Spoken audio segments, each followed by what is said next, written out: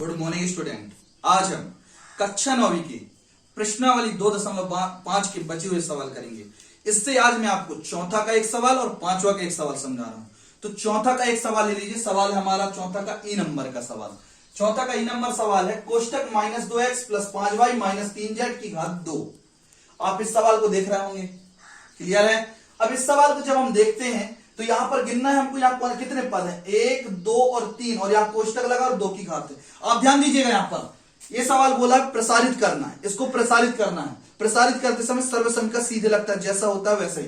तो इसको प्रसारित करना, तो यहाँ पर कितने पद है, 1, 2, 3 पद है और उसमें 2 की घात। तो ऐसा कोई सर्वसंख्या है, गौर करिए थोड़ा सा, तो आपको एक सर्वसंख्या मिलेगा। सर्वसंख्या नंबर पांचवा सर्वसंख्या हमारा a + b + c का स्क्वायर बराबर a² + b² + c² + 2ab + 2bc + 2ca। ये सर्वसंख्या है।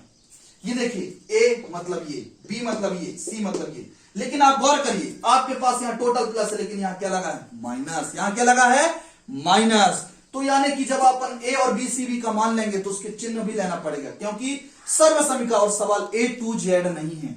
यहां पर प्लस है लेकिन वहां माइनस है, इस कारण माइनस लेना पड़ेगा। तो हम लेते हैं यहां पर, तो देखिए a बराबर क्या दिख रहा है, 2x, लेकिन साथ में क्या है, ऋण। तो हम ले लेंगे यहां पर ऋण 2x। क्लियर। आगे देखिए यहां लिखा है b, ये लिखा है b का मान क्या दिया, 5y, साथ में प्लस है, क्या प्लस लेंगे, नहीं, तो यहां जाएगा 5y। इसके बाद c का मान क्या दिख रहा है, ऋण 3z। तो हमने लिख दिया c बराबर ऋण 3z।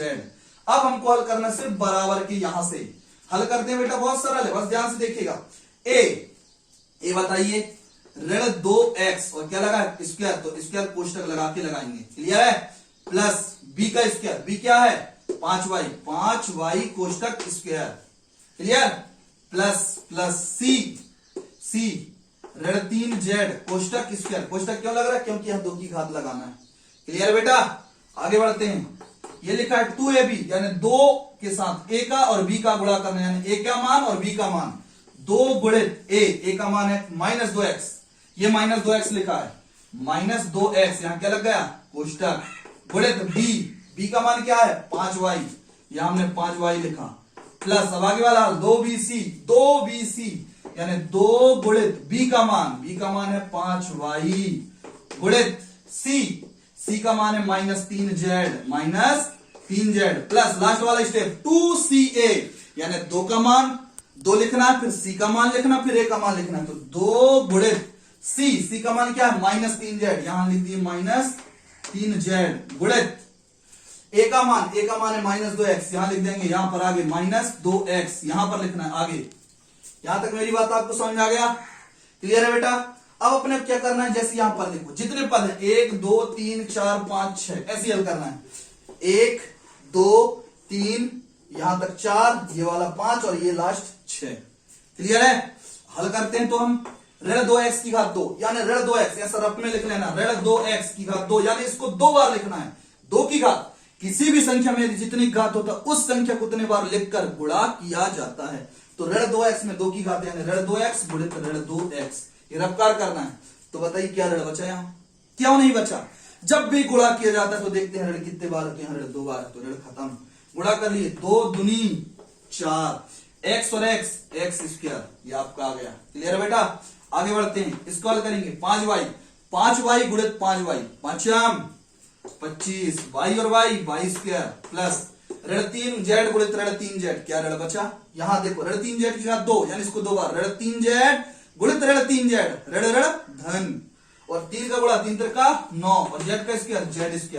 यहां तक समझ में आ गया बेटा, ये आपका आ गया यहां तक। अब यहां से लेकर यहां तक हल करेंगे, जहां तक प्लस नहीं उधर तक, इधर तक, यहां से लेकर यहां तक। तो जब हम यहां से लेकर यहां तक गुणा कर रहे हैं, जहां से यहां तक मेरा हाथ है, वहां पर देखिए ऋण है कि नहीं है, यहां से लेकर यहां तक ऋण है या नहीं, तो देखेंगे ऋण है, कितने बार है, 1 बार, इसलिए यहां पर ऋण आया, और गुणा कर लेंगे, वंकर 2 है और 5, 2 दूनी 4, 4 पंचे 20, साथ में चल राशि x और y, हो गया x और ये हो गया y।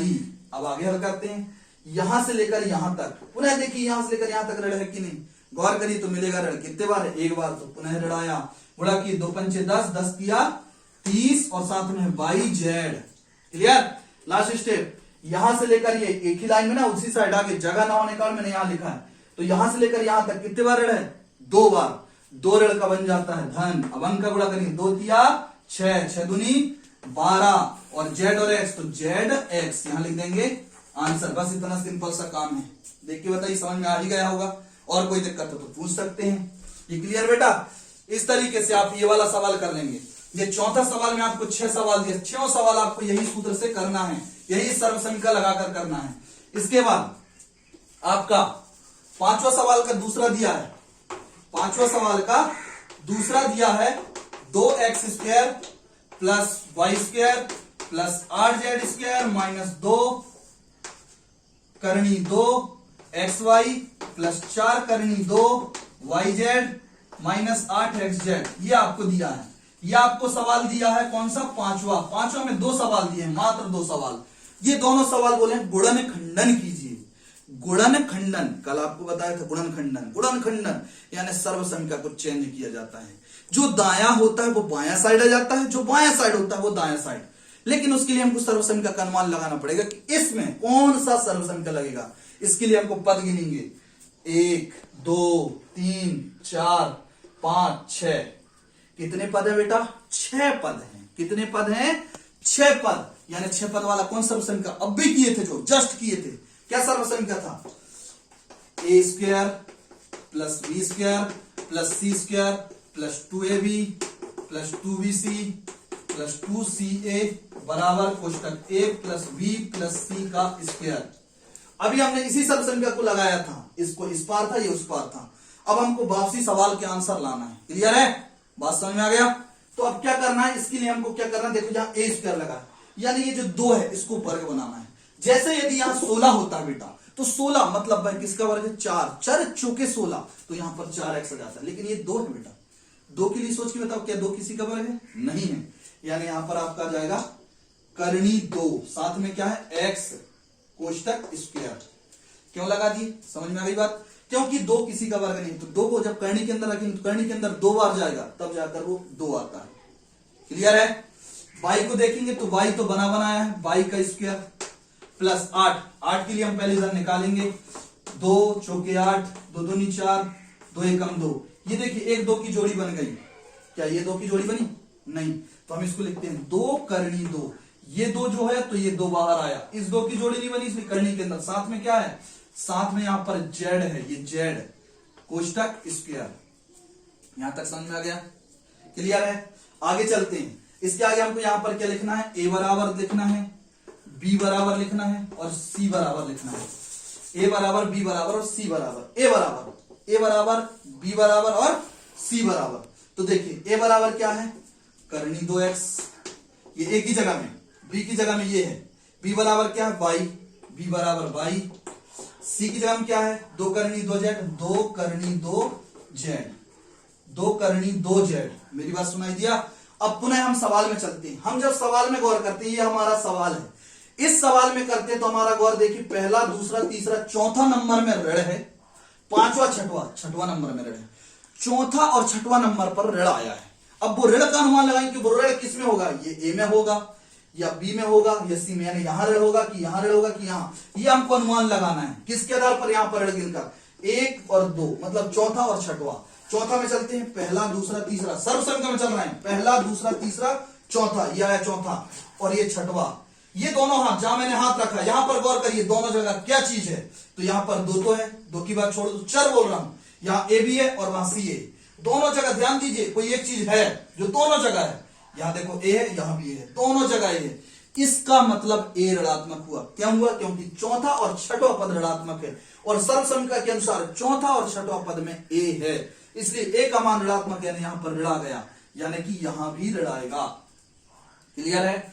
आगे चलते हैं। अब आगे क्या करना है, आगे आपको ये करना है, 2ab प्लस 2bc, 2ab 2 गुणित ए का मान क्या, माइनस करनी 2x, माइनस करनी 2x गुणित b, ये b लिखा, b का मान क्या, 22 प्लस 2bc यानी 2 गुणित b का मान क्या है, 22 गुणित ये c लिखा है, c का मान क्या, 2 करनी 2z, 2 करनी 2z प्लस उसी के आगे, इसी के आगे करना है यहां पर प्लस इसके आगे यहां पर करना, ये प्लस जो यहां पर कर रहा हूं मैं, क्लियर है। क्या लिखा है 2CA, यानी 2 गुणित सी का मान क्या है 2 करनी 2Z, 2 करनी 2Z गुणित ए का मान यहां देखिए क्या लिखा है माइनस करनी 2x, माइनस करनी 2x, क्या लगा देंगे कोष्टक, कोष्टक इसलिए लगा डबल चिन्ह के कारण।